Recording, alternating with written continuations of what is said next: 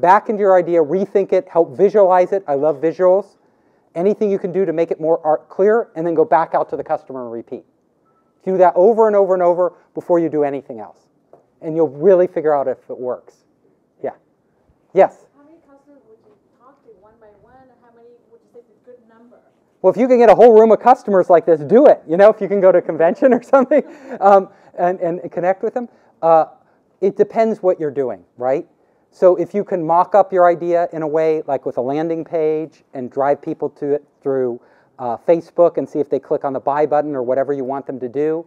There are many different ways to engage customers. There's, like, as creative as you are, there are many different ways. There's ways where you go to trade shows where you know all your customers are at and you're just running around and talking to them, grabbing them, you know. There's ways where you cold call them or cold email them, trying to get in the door. There's ways where you bring advisors on your board to connect you with the customers. So just be as creative as possible. Now, one thing I want you to do, and I want everybody to do this here today. Well, as soon as I'm done, I want, remind me to tell you this at the very end, because once I tell you this, I can't stop you. So, but it's going to be very viral. So remind me. So, any more questions before I give that away? Yes. What's the corporate structure do you need? Do you have, oh, that's easy. When you have a company, do you need to be incorporated? Oh, yeah. So this is my rule. Well, Delaware Corporation, Delaware C Corp. That's it. Delaware C Corp. Invest if you want venture capital. They want to see you as a Delaware. They don't want anything else. So you're just going to have to become one. Now, you don't always have to incorporate right away while you're just testing your idea. It's good to get an agreement between your founders that you don't, if they run up a debt, you don't have to pay them. The corporation usually protects you from that. So if you're going to be kind of just experimenting with some friends for 6 months, just have a written agreement that we're each responsible for our own expenses, blah, blah, blah, you know, and then you can just work under a name and just kind of figure stuff out. And as soon as you're ready, as soon as you have something real, then you incorporate.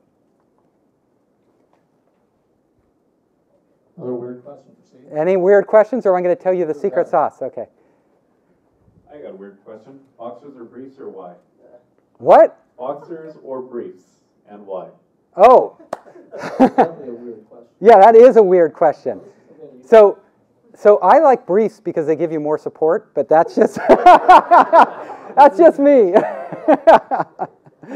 but teach too much information. But to each their own. Another non-weird question. Yeah. Well, I answered it. Good job, Steve. I think this is a very good talk, and I can't agree more on this. And you talk about a lot of things about books. Yeah. And there are some books like Lean Startup. Yeah. And also there's From Zero to One. Yes. Written by the. Oh yeah, yeah. Peter So, Thiel. Yeah. Reading good, more is good, or reading less is good for doing a startup. Okay, so this is a great question. So today, a Chinese investor on WeChat caught a hold of me, and he was like, "Can you introduce me to Peter Thiel?" I was like, "No, I don't even know who the guy is." So anyway, that just reminded me of that. So Peter Thiel, he said. So his question was, should you read more books or less? More. Reading is great. So think about it this way. When you are reading a book by a brilliant person like Peter Thiel or Dostoevsky or whoever, Immanuel Kant or whatever but first of all, read a variety of stuff. Don't read just business books. You'd be a very boring person if you did. Read a whole variety of stuff.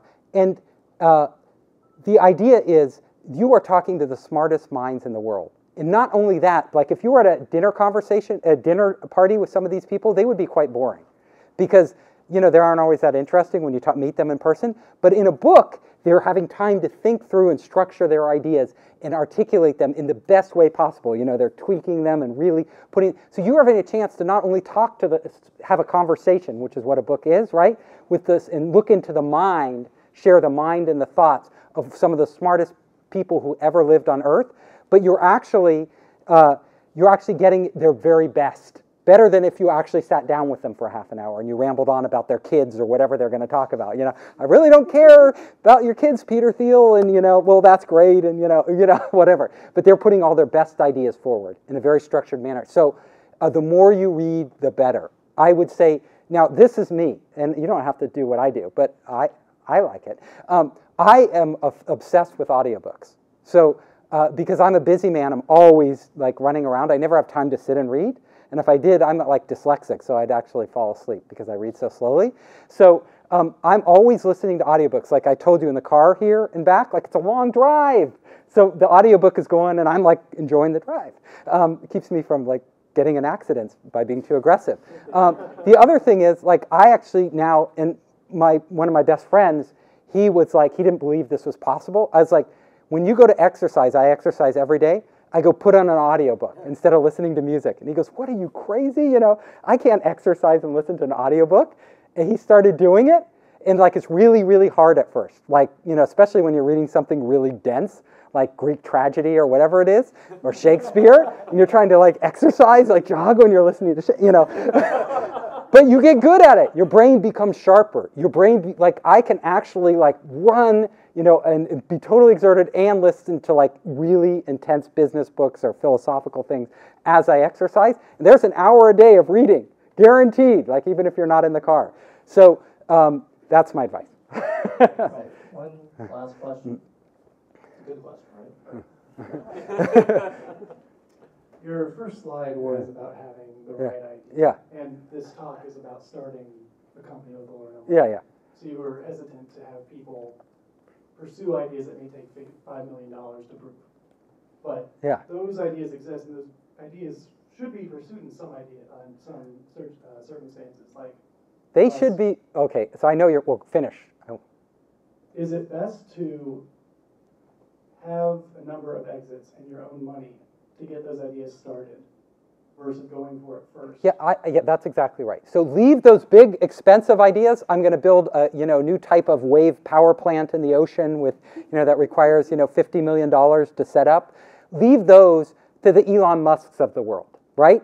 They can raise the money just by snapping their fingers, right? 50 million. Oh, Elon Musk, cool, give you the money. You went to space already.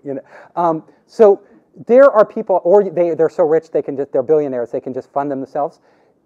Just constrain it to your budget. So when you have your first success, then you can go off and do something that requires more capital at the beginning because you can afford it, or you can raise the money just based on your track record. But there are plenty of people out there who can do those ideas.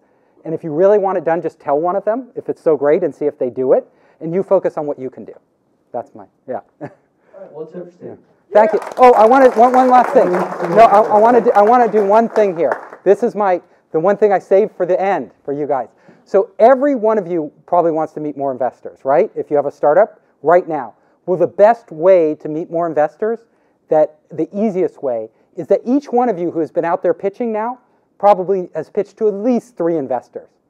At least 3. And now maybe one of those you've had formed like kind of a good bond with. And if each one of you on either side of you trades an investment, like you trade a lead, I'll introduce you, like Wei, you introduce, what is it? Jim. You introduce Jim to one investor, and Jim will introduce you to one investor that Jim has talked to.